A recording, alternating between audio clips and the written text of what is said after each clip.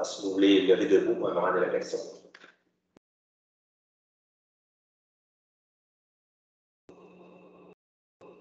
Merci, vous pouvez vous asseoir. Alors, bienvenue à la séance du Conseil du 23 août. Avant de débuter la séance, j'aimerais offrir mes condoléances à la famille de M. Jean-Pierre Morissette, un employé, M. Morissette est un employé de la Ville pendant plus de 35 ans. Alors, point numéro 1, ouverture de la séance. Point numéro 2, adoption de l'ordre du jour. Point numéro 3, première période de questions.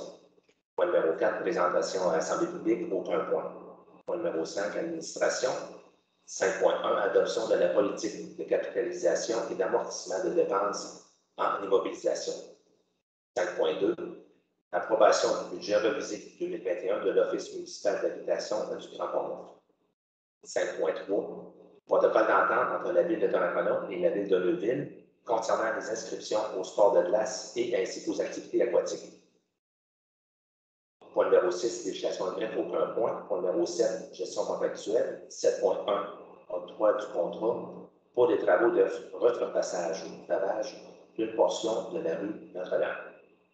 Point numéro 8, urbanisme et développement économique. 8.1, aide financière à l'entreprise 9188, 5988 du Québec incorporé pour son projet d'agrandissement de l'immeuble commercial situé au 270 rue de l'Église. Point numéro 9, ressources humaines, aucun point. Point numéro 10, autre sujet, 10.1.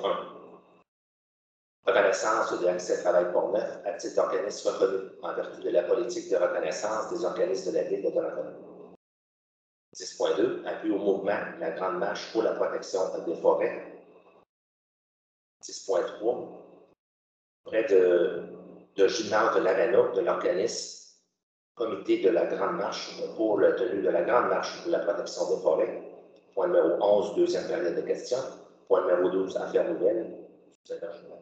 Non, pas d'affaires nouvelles de mon côté, monsieur le maire. Non, je n'en ai pas de mon côté non plus. Conseiller. Parfait. Alors, point numéro 13, aucun. Et point numéro 14, c'est la levée de la séance.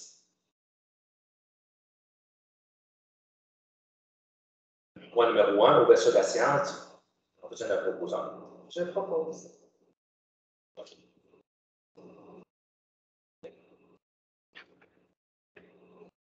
Point numéro 2, adoption de l'ordre du jour. Je propose. Je propose.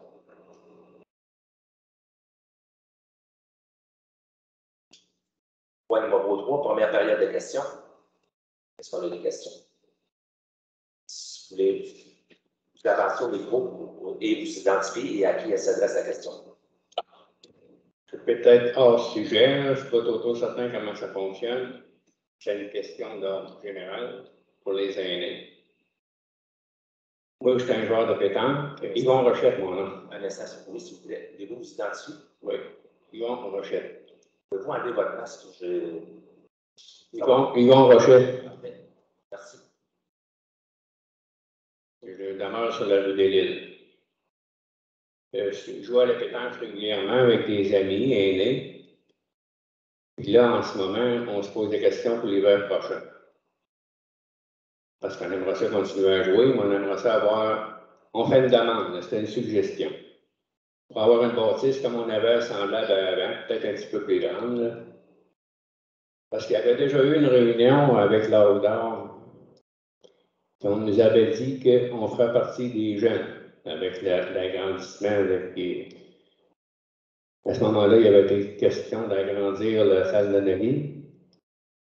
Et là, dans le moment, vous avez fait une nouvelle bâtisse à côté pour les jeunes. Et nous autres, on se sent un peu mis de côté. Là. Et ma demande, ce sera le sujet-là. Avoir une place dans le père des aînés pour que l'hiver, on puisse continuer à faire notre sport. On est à peu près une vingtaine dans le moment. Merci. Oui, donc, M. Rochette, merci pour votre question. En fait, ce qu'on peut vous dire, c'est qu'il y a eu des discussions, je dirais, pendant la pandémie, puis même un peu avant, avec des gens, justement, possiblement de vos collègues, joueurs de pétanque, avec le fait que le service des loisirs, ce qu'ils vont faire pour faciliter une alternative, c'est d'acheter, puis sans parler à travers mon chapeau, je me demande si ce n'est pas déjà fait, d'acheter les tapis pour que la pétanque puisse se jouer à l'intérieur du gymnase de l'aréna, qui est maintenant rendu accessible facilement avec l'ascenseur qui relie le centre aquatique au gymnase de l'aréna. Ça donne accès directement au gymnase. Là. Donc, pour avoir la dimension voulue, l'espace de rangement, donc il y avait ces tapis-là avec une compagnie qui est très spécialisée là-dedans. Là. Et comme je vous dis, je ne veux pas parler à travers mon chapeau. Est-ce qu'ils sont déjà achetés? En tout cas, s'ils ne le sont pas, ils ne sont pas loin de l'être. C'était ça le plan qui avait été fait, puis qui avait été même discuté. Là de mémoire, j'avais un monsieur Beaulieu, qui est un joueur. Là, Franck Beaulieu, c'est ça. Ouais. Ça serait une mesure alternative, temporaire, en attendant d'avoir une bâtisse un peu plus tard pour. Non, ça serait l'alternative, je dirais, permanente, parce que ces items-là, le plancher de jeu avec les équipements nécessaires, bon, c'est quand même on ne peut pas vous dire la hauteur de l'investissement, mais le fait, c'était pour trouver justement une alternative que vous puissiez jouer dans la période hivernale pour la vingtaine de joueurs qu'il y avait de pétanque. Là. OK. Ça veut dire que je comprends votre idée là-dessus. Je vais en parler à mes amis. On avait déjà entendu parler un peu avec M. Bussière. C'est ça. J'imagine que ça va être organisé pour que ça soit complet. On a nos porte-boules, puis une coupe de place pour s'asseoir. Absolument. Pas de quoi de botcher. Non, le gymnase de l'aréna, il est quand même assez grand. Les chaises sont juste à côté. Donc, il y a quelque chose qui va être prévu. C'est sûr qu'il va sûrement y avoir des ajustements entre le jour 1 de la première journée de pétanque et les améliorations qui vont être apportées. Mais à tout le moins, c'est une alternative qui est là pour que vous puissiez continuer à vaquer à cette activité-là pendant la période hivernale, entre autres. OK. J'aurais une autre question, mais je ne sais pas si je suis hors sujet ou quoi. Moi, je reste à la rue de l'Île, au coin de Saint-Jude. Là, dans le moment, il y a beaucoup de travaux qui se font sur la rue Saint-Anne en bas. Là. Bon. Avant, on avait les vannes qui passent régulièrement. Les vannes de M. Marc, l'accompagnement. Et là, on a en plus ces camions-là qui commencent à 6-7 heures le matin, puis ça arrête à 5 heures l'après-midi. Il y en a régulièrement, et 5-6 à l'heure. Puis c'est pesant, ils sont pesants, ils descendent plein avec du matériel, puis ils remontent plein avec du vieux matériel. Là, c'est rendu que le chemin est chaotique. Assez que des fois, on ressent des vibrations dans la maison. Le chemin est vraiment magané devant chez nous. Là. Même le monde, vous autres qui passez là, je suis certain qu'il y en a en masse qui passent là dans vous autres, là, on sent les soubresauts. Fait qu'imaginez quand c'est des poids lourds, on sent des. C'est pas bon pour nos maisons, ça. Moi, je suis gérant qui fait une couche à faire. En attendant les travaux qui vont se faire dans peut-être une couple d'années pour refaire la rue. En fait, la rue de l'Île, effectivement, là, les travaux qui sont faits sur la rue Saint-Anne, la rue Lamotte, là, bon, en principe, tout le travail d'excavation et de remplacement des conduites se termine vers la fin de cette semaine, sinon au début de la semaine prochaine, au gros maximum, là, tout dépendamment de la température cette semaine, mais ça va bon train. Par la suite, bon, ça va grandement diminuer. C'est sûr qu'il va rester les arrières de terrain et le pavage de la première couche d'une certaine partie et éventuellement la deuxième couche pour l'ensemble de la rue Lamotte, de la rue Sainte-Anne, mais par la suite, ça va diminuer. Mais effectivement, la rue de l'Île fait partie des tronçons qui sont dans notre plan d'intervention prioritaire qui vient d'être remis à jour en juin de cette année. Et je vous dirais que on m'avance peut-être rapidement, là, mais de mémoire, c'est autour de 2025 à peu près, là, que la rue de l'Île, elle est inscrite dans le plan d'intervention prioritaire des rues. Là. Mais en attendant, il y a sûrement moyen d'améliorer la situation. Ça paraît une cause d'asphalte, 3-4 pouces, puis ça serait réglé. On pourrait attendre jusqu'en 2025. Mais dans le moment, c'est difficile à tolérer. On a toute la poussière, on a tout le bruit, on a tout. Mais les vibrations, là, c'est difficile de vivre avec ça. Je comprends que là, en lien avec les travaux, ça s'est accentué. En même temps, comme je vous dis, là, la majorité de toute l'excavation de cette rue-là se termine, comme je vous dis, vendredi ou lundi prochain. Donc là, ça va être grandement diminué. mais bon, ça n'enlève pas qu'il y a des transporteurs de transformateurs qui circulent par cette artère-là. Bon, ça serait à regarder là, voir si, est-ce que dans parce que je sais où vous parlez, là, vous demeurez dans le coin du 141, là, dans ce coin-là. Bon, donc, la cavité est comme... Oui, ça a été mal fini la dernière fois. Ça fait à peu près 2 ans de ça. Et même si ça tourne, tu sais, c'est tout dépendant des chauffeurs. Il y en a qui pèsent plus, puis c'est vraiment difficile à supporter à un moment donné. Là. Ça ne sera pas un investissement épouvantable. Là. Il faut que se fasse là-dessus. Là. Pas 2 poches de stade comme ils font dans le moment. Ils viennent aux 2-3 semaines avec 2 poches de stade. C'est n'importe quoi, ça. Là. Parce que le chemin est vraiment rendu chaotique. Pas comme avant. Là. Fait que ça fait un fin à mes demandes. Bon, merci. Merci, M. Auberté.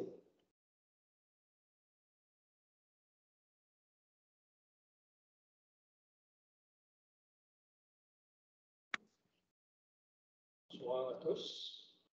On va commencer par des félicitations à M. Serge Paquin pour ses 23 ans au conseil municipal.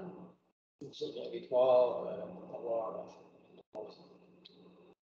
aussi, disons, j'avais posé une question il y a 2 semaines par courriel. Disons, M. Carmen m'avait répondu en courriel. Là, vous n'avez pas d'autres informations de donner là-dessus? Bon, j'ai reçu votre réponse en lien avec la méga-analyse que vous m'avez écrite de Nansen Planetary Health, donc Barcelone. Donc, évidemment, bon, nous, pour qu'on puisse aller chercher justement, pour que je puisse vous donner une information qui est le plus proche de la réalité, je ne connais pas comment que la communauté métropolitaine de Montréal le fait sur son territoire, ni la Ville de Québec, mais avec notre directeur des travaux publics et notre directeur du service de l'urbanisme, on pourrait possiblement évaluer, mais bon, là, actuellement, il y a des gens qui sont en vacances aussi, mais ça fait partie, je l'ai devant les yeux, puis on finira par vous répondre, M. Barbeau. Donc, moi, ma question, c'était plus à titre informatif et éducatif pour le conseil. On ne m'attendait pas d'avoir une réponse précise. Okay. Par exemple, pour la manière que ça se calcule, ça, c'est en photo aérienne, photo de satellite. Comme ça se fait. Comme complément d'information, la Ville de Québec est à 32 je suis rendu à 31 Leur objectif en 2026, c'est 35 Donc, on va avoir de la misère à l'atteindre parce qu'à cause de la grille du train, entre autres. L'équivalent des dollars aussi. Puis pour Montréal, disons, la cible, c'est 20 de la Ville de Montréal, mais la cible, c'est 25 c'est annoncé. La communauté métropolitaine de Montréal qui englobe Montréal, Laval, la Rive-Nord, la Rive-Sud, présentement, c'est 26 Ici, j'ai une autre question. Je ne me suis pas nommé au début, je pense, là, c'est Jean-Guy Barbeau, les félicitations qui vont écouter la vidéo. Aussi, il y a une nouvelle convention collective pour les pompiers de Saint-Raymond. À titre comparatif, j'ai remarqué que le nombre de pompiers de Donnacona, le nombre de pompiers de Saint-Raymond, c'était exactement le même nombre de pompiers. Puis, disons, pour la couverture du territoire, comment ça se calcule en fin de compte qu'on ait 36 pompiers à Donnacona? Puis, quelle manière se calculer?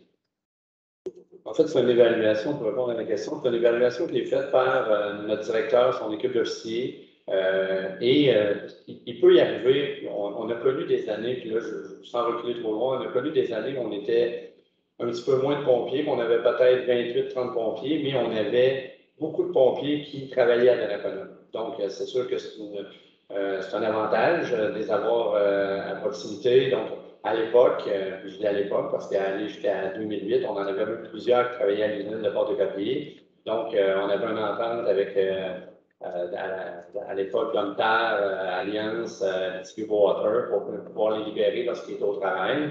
Depuis la fermeture, bon, évidemment, on en a plusieurs qui ont été, en fait, qui sont allés travailler à l'extérieur. Donc, on avait décidé, au début des années 2010, de rehausser pour être en mesure de répondre au schéma de couverture de risque en tout temps et de ne pas avoir besoin des pompiers des autres municipalités pour répondre au schéma de couverture de risque. Le schéma de couverture de risque, qu'est-ce que ça exige? C'est qu'il faut être en mesure de pouvoir, sur une première alarme, de pouvoir envoyer un officier et 4 pompiers à l'intérieur de 8 à 10 minutes du lieu d'intervention.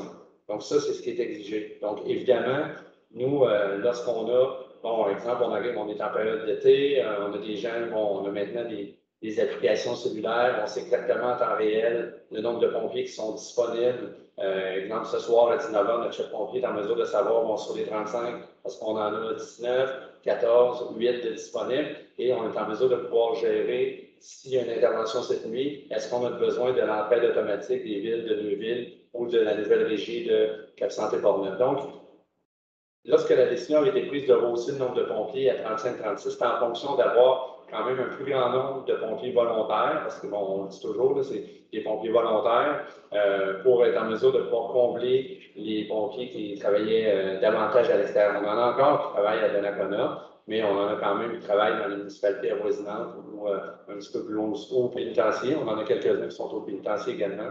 Donc, c'est pour être en mesure de pouvoir répondre le mieux possible au schéma de couverture de risque. Qu'est-ce que vous avez remarqué pour une ville comme Saint-Raymond? Saint-Raymond couvre aussi Saint-Léonard puis Lac-Saint-Jean, ce qui en donne une population à peu près de pas loin de 13 000 habitants. On est à 7 500 habitants. En frais de territoire à couvrir, disons, c'est 40 fois plus gros. Kilomètres carrés. C'est bon, c'est pas nord, c'est excellent ensemble. Comparé avec la mécanique qui est seulement à 20 km. Je trouvais bizarre que exactement le même nombre de pompiers pour populations différentes, un territoire, pour couvrir différents. À ma connaissance, c'est un monde du personnel permanent. Donc, des pompiers qui sont permanents de jour, donc ça rajoute des disponibilités que les pompiers à temps partiel n'ont pas nécessairement. Il y a 2 corps dans Saint-Raymond.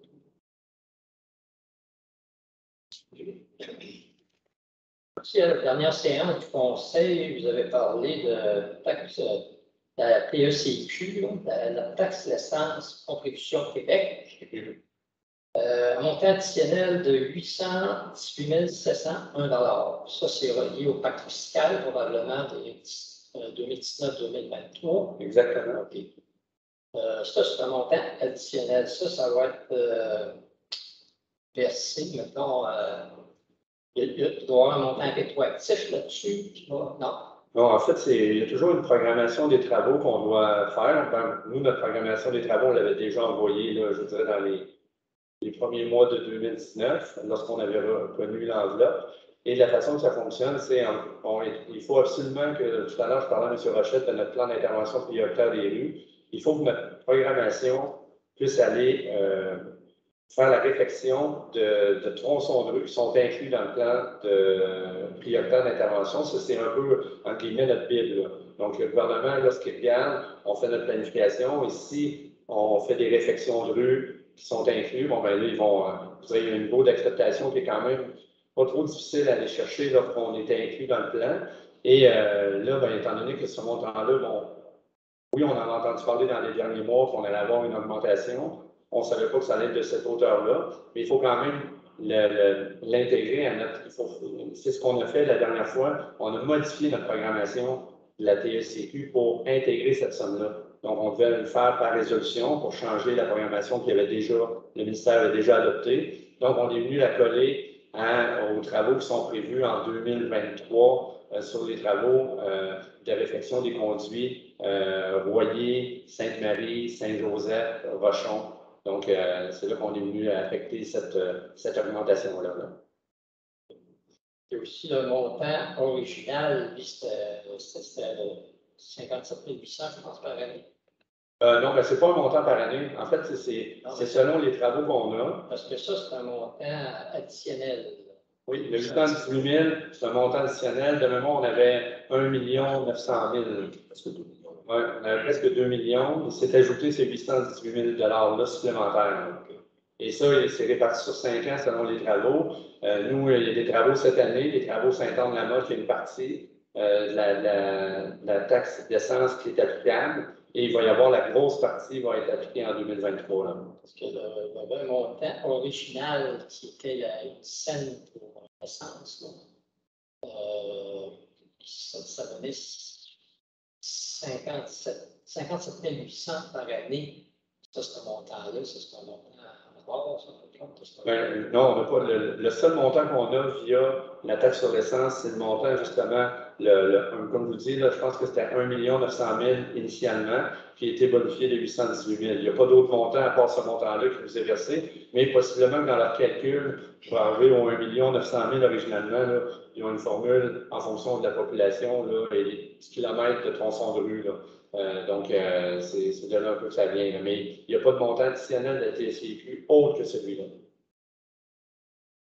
Aussi, pour un autre sujet, taxe d'habitation, taxe de bienvenue, il s'est vendu beaucoup de maisons à Donnacona. Probablement, dans le budget de 2021, il y avait un montant prévu pour de revenus, je veux dire, pour la taxe d'habitation. En date d'aujourd'hui, avec les prix des maisons, il y a des maisons qui sont vendues 100 $ de plus que l'évaluation municipale, entre autres.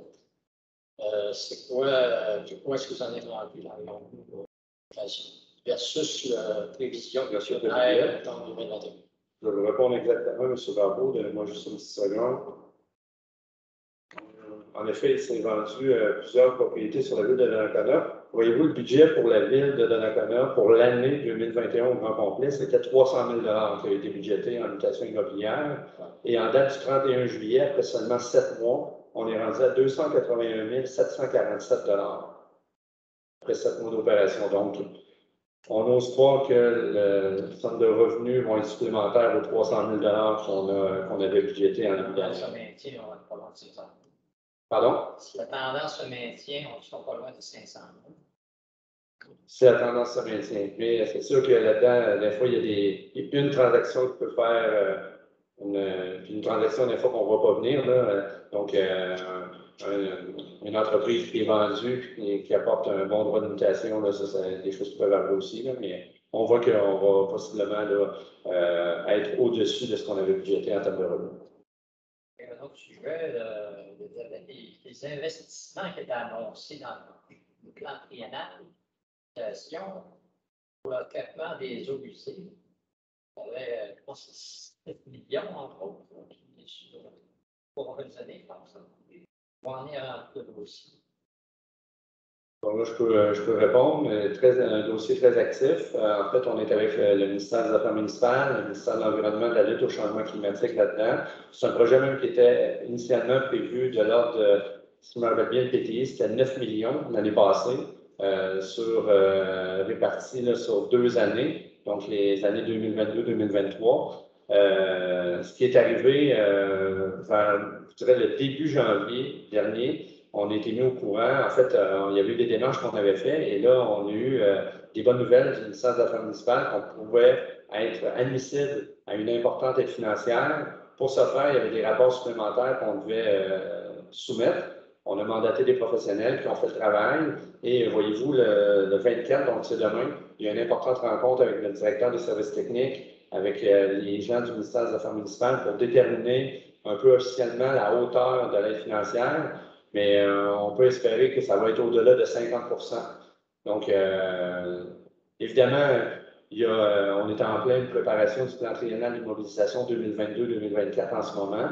Et on fait quand même une revalidation des coûts parce que, bon, dans la dernière année et demie, on n'a pas été à l'abri, nous non plus, comme entité municipale, des augmentations de coûts d'un peu partout. Là.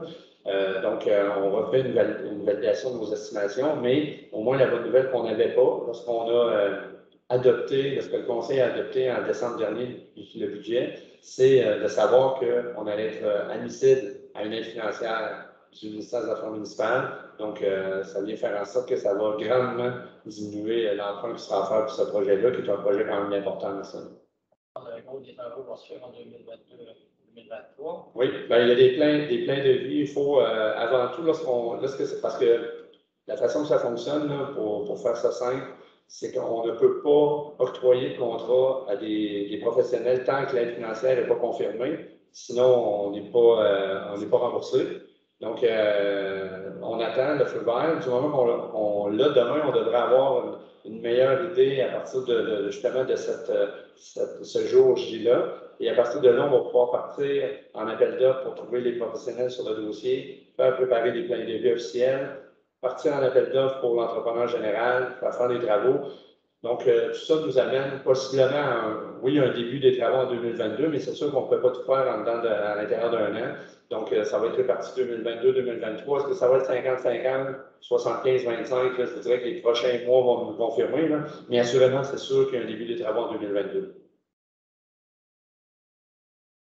Peut-être avoir une autre question à deuxième question. Là, ça va dépendre de l'information que vous allez donner sur le sujet. Merci.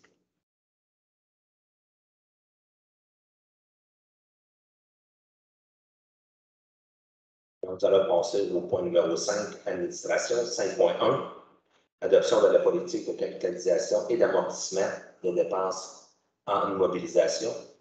Considérant que la politique de capitalisation et d'amortissement des dépenses en immobilisation a été adoptée le 26 novembre 2001, considérant que la Ville procède actuellement à la mise à jour de l'ensemble de ces politiques, il s'avère donc nécessaire que le Conseil municipal adopte les politiques les modifiées et mises à jour. Considérant que la politique de capitalisation et d'amortissement des dépenses en immobilisation mise à jour jointe à la présente résolution. Alors, la résolution est que le Conseil municipal adopte la politique de capitalisation et d'amortissement des dépenses en immobilisation. Donc, ça le proposons. Je propose. Là, je vais faire son compte.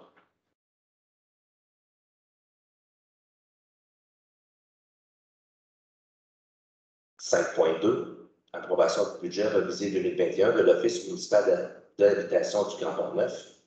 Considérant que l'adoption par le Conseil municipal le 11 janvier 2021 de la résolution numéro 2021-01006, par laquelle le Conseil municipal approuve le budget de 2021 de l'Office municipal d'habitation du Grand Port-Neuf, considérant que la réception d'un budget 2021 revisé par l'ONHGP, ce budget a été approuvé par la Société d'habitation du Québec et considérant que la Ville approuve ce budget revisé préparé par l'ONHGP pour la portion relative à la Ville de Donnacona.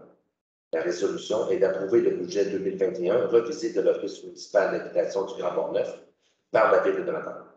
Donc, c'est un proposant. Je propose. Ça a son compte.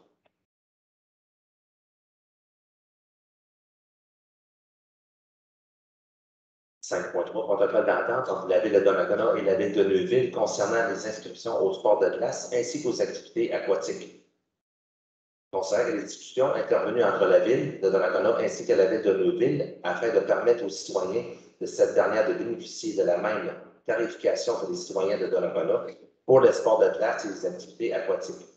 Considérant que le protocole d'entente entre les parties est joint à la présente résolution, considérant que cette entente vise les années 2021, 2022 et 2023 pour les activités aquatiques et les périodes d'inscription de 2021-2022, 2022-2023 et 2023-2024 pour les sports de glace. La résolution que le Conseil municipal entérine le protocole d'entente entre la Ville de Donnacona et la Ville de Neuville concernant les inscriptions aux sports de glace ainsi qu'aux activités aquatiques pour une durée de 3 ans, et que le Conseil municipal l'autorise moi-même et M. Sylvain Germain, directeur général, a signé au nom de la Ville ce protocole d'entente. C'est un proposant. Je propose. C'est avec son compte.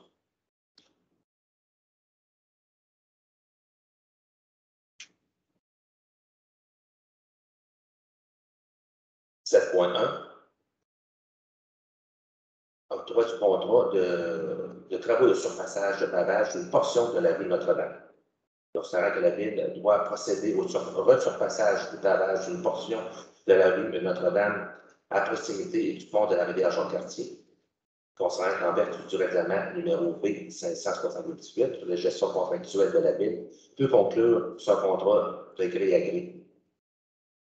La résolution est d'octroyer le contrat de travaux de resurfaçage du pavage d'une portion de la rue Notre-Dame à l'entreprise Pont-Rouge Asphalte et Embellissement pour la somme de 50 000 incluant les taxes applicables, et d'autoriser une dépense de 50 000 à même le poste budgétaire. Donc, c'est un proposant. Je propose. Son compte.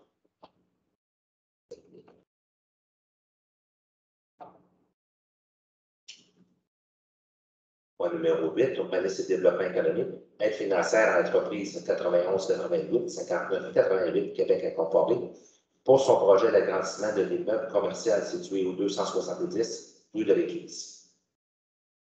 Considérant la demande d'aide financière adressée à la Ville par l'entreprise 91-88, 59-88, Québec Incorporé, pour l'agrandissement de l'immeuble commercial situé au 272 rue de l'Église, et considérant que le Conseil juge approprié de verser une aide financière dans le cadre de ce projet, considérant que le deuxième alinéa de l'article 92.1 de la loi sur les compétences municipales permet à la Ville de verser une telle aide financière.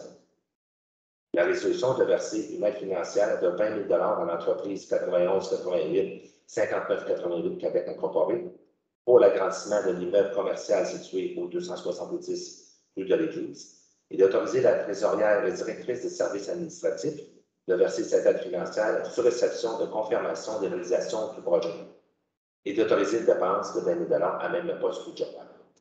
Je vais proposeur. Je propose. M. Pompon. 930.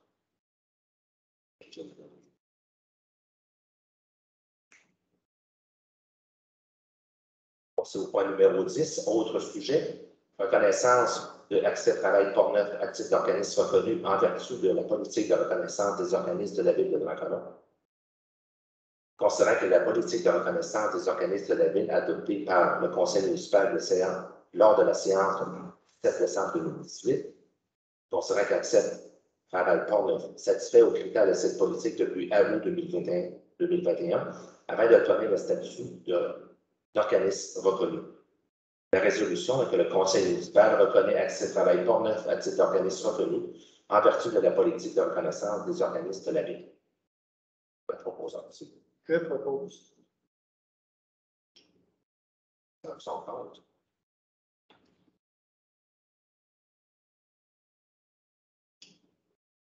« 6.2. Appui au mouvement La Grande Marche pour la protection des forêts. Suite à la demande d'appui transmise par le groupe de citoyens de la Grande Marche pour la protection des forêts, considérant que ce mouvement vise à obtenir des élus la protection d'environ 1% des terres publiques du sud du Québec. Considérant que le Conseil municipal de la Ville souhaite appuyer ce mouvement et considérant qu'à l'instar des hauts fonctionnaires du ministère de l'Environnement et de la lutte au changement climatique, de plusieurs communautés autochtones, de groupes de citoyens, de plusieurs MRC, d'organismes communautaires et de nombreux scientifiques, la Ville de Drancona souhaite que le gouvernement du Québec se positionne en faveur de la protection des aires ciblées sur les terres publiques du sud du Québec. Considérant que la Ville croit à l'engagement citoyen et pense que cette initiative inspirante qui rassemble des Québécois de tout âge ainsi que des communautés autochtones mérite toute la considération de nos élus. Considérant qu'il ne fait aucun doute que la protection des forêts et de la biodiversité qu'elle abrite devrait être au cœur des décisions gouvernementales à une époque marquée par une crise environnementale sans précédent. La résolution que le Conseil municipal appuie le mouvement de la Grande Marche de protection des forêts qui vise à obtenir des élus la protection d'environ 1% des terres publiques du sud du Québec. C'est le proposeur. Je propose. Mme Lambert. C'est son compte.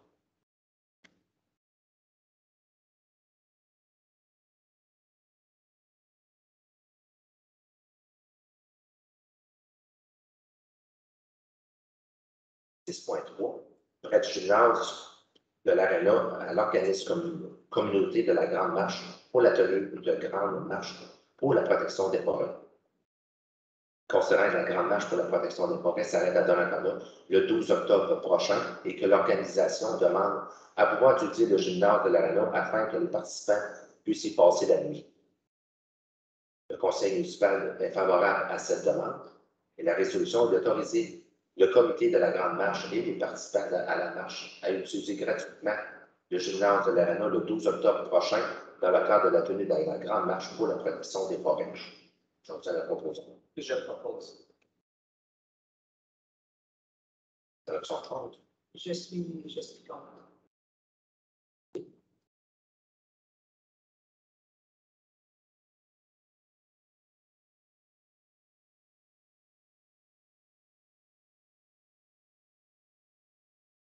Nous sommes au point numéro 11, la deuxième période de questions.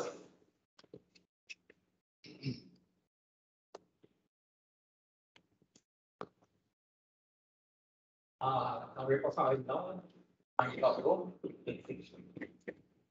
Par exemple, pour en revenir aux pompiers, les pompiers de Saint-Raymond, ils ont l'air d'avoir peur de l'instauration d'une régie. Vous avez entendu parler de ça, une régie, comme une régie régionale. Il y en a une présentement, une régie qui unifie la ville de Cap-Santé et celle de Port-Neuf, qui est en fonction depuis le 1er avril, c'est ça. Disons, ils ont peur, ils sont fait garantir en fait, quand on va entrer dans l'emploi, si on veut les régionales, pour en revenir à l'ordre du jour d'aujourd'hui, en fait, là, vous avez parlé de l'Office municipal d'habitation de 39, le budget revisé, 50.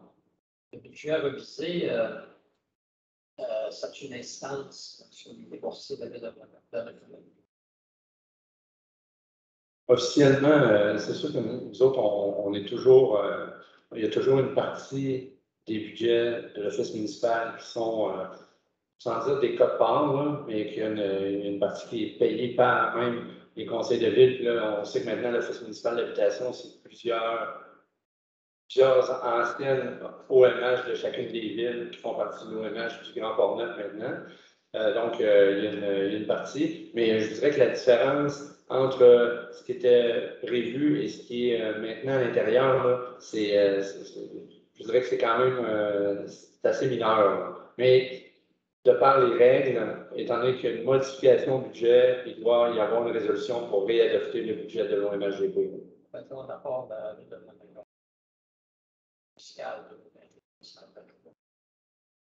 ce qu'elle va être, la nouvelle. En fait, là, c'est seulement, en France, c'est 10% du déficit. 10% du déficit. Donc, c'est sûr que le vrai chiffre, on le connaît à la fin. Là. Notre contribution, on l'a pour 2021, on va le savoir en 2022, quand l'OMHGP va avoir déposé ses états financiers depuis. Si on retourne l'année en arrière, ça donne quoi? Je peux vérifier avec le document que j'avais tout à l'heure.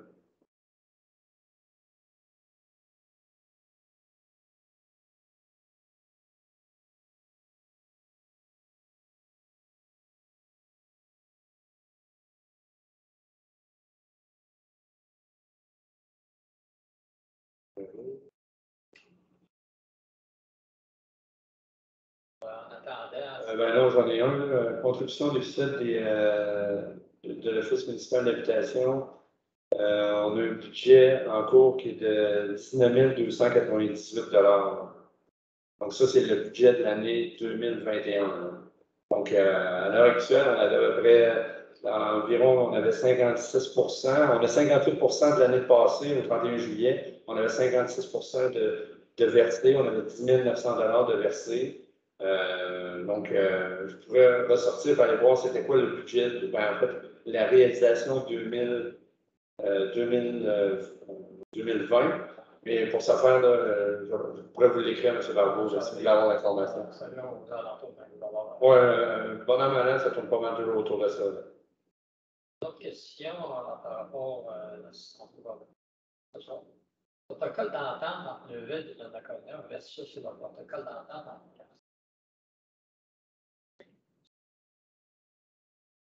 $, qui pour un Neuville, je ne comprends pas. Ça va être à la pièce, M. Bernard. Donc, si jamais il vient, c'est comme Saint-Basile, c'est la même entente qu'à Saint-Basile. Exactement. Donc, il arrive 150 utilisateurs, ben, ce que les 150 auraient payé individuellement, en payant la partie non résident, la Ville de Neuville leur permet de payer le même prix et la Ville de Neuville absorbe 100% de la différence entre le non-résident et le résident.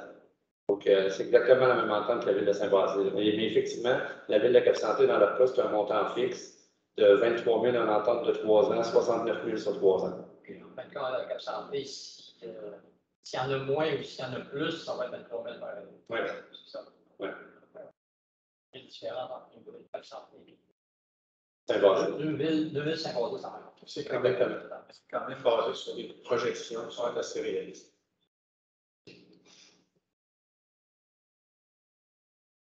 Alors, point numéro 12, affaires nouvelles, je vais profiter aujourd'hui que vous savez tous que les élections municipales approchent à grands pas et j'annonce officiellement que je vais briguer un autre mandat en tant que maire de la ville de Donnacona. J'ai énormément appris de cette grande expérience à la mairie après avoir siégé au cours des dernières 5 ans et demi. J'ai encore des idées de développement et la consolidation de notre ville.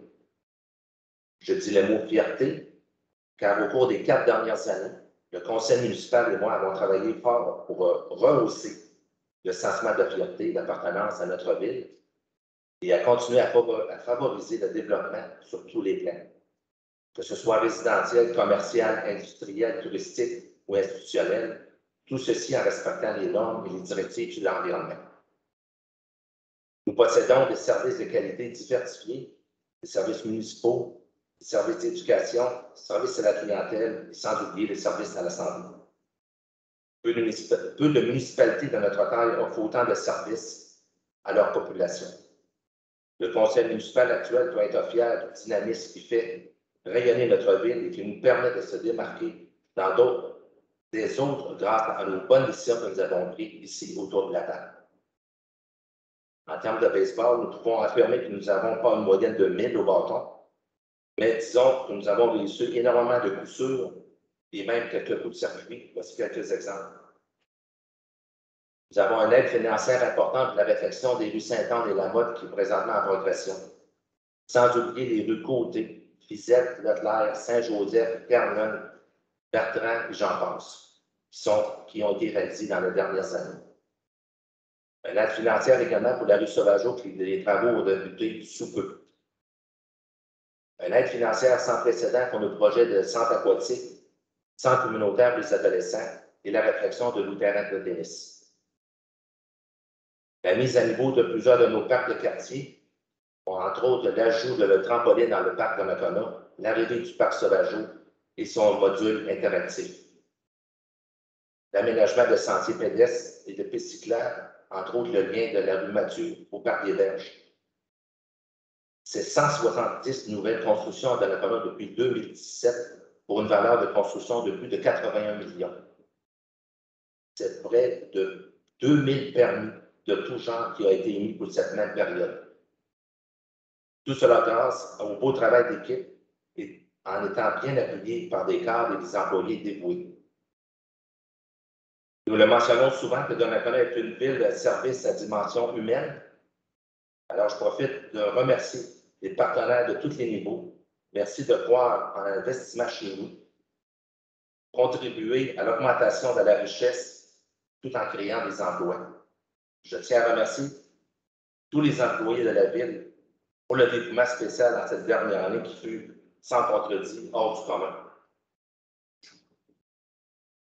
Je remercie personnellement chacun des membres du Conseil pour votre travail, votre assiduité, vos idées, votre écoute, votre énergie et votre grand sens du devoir, bien fait dans le respect de la capacité de payer de nos citoyens. Il nous reste du travail à faire et je sais que la majorité d'entre vous, membres du Conseil municipal, actuellement redéposent leur candidature pour continuer de travailler avec le dynamisme qui règne chez nous et ainsi mettre en valeur notre ville. Je vous souhaite la meilleure des chances et je sais que nos citoyens sauront prendre de bonnes décisions pour aller dans ce sens. Maintenant, j'inviterai les membres du Conseil, s'ils le veulent bien, à se prononcer sur leurs décisions futures au sein du Conseil. Madame Michel, c'est pas grave. Bonsoir. Je vais y aller très simplement. Donc, pour ma part, seulement mentionner là, que j'ai l'intention de solliciter un 3e mandat aux prochaines élections municipales. M. Fortin. Eh bien, moi, j'avais déjà annoncé mes intentions de ne pas me représenter pour le prochain mandat. Donc, c'est toujours le cas. Après 23 ans, je pense que c'est pour moi le temps venu de me retirer. Après, je dirais, le sentiment du devoir accompli. Donc, il y a beaucoup de projets qui se sont réalisés depuis mes tout débuts, depuis 1998. Entre autres, un qui nous tenait énormément à cœur, c'était dernièrement, celui du centre aquatique. Donc, j'en suis très fier et je suis sûr que chacun d'entre vous, vous l'êtes également. J'aimerais d'abord et avant tout remercier la population de m'avoir fait confiance pendant toutes ces années et de m'avoir doté du grand privilège de la représenter au sein du Conseil. Donc, ça a été un grand plaisir pour moi de le faire.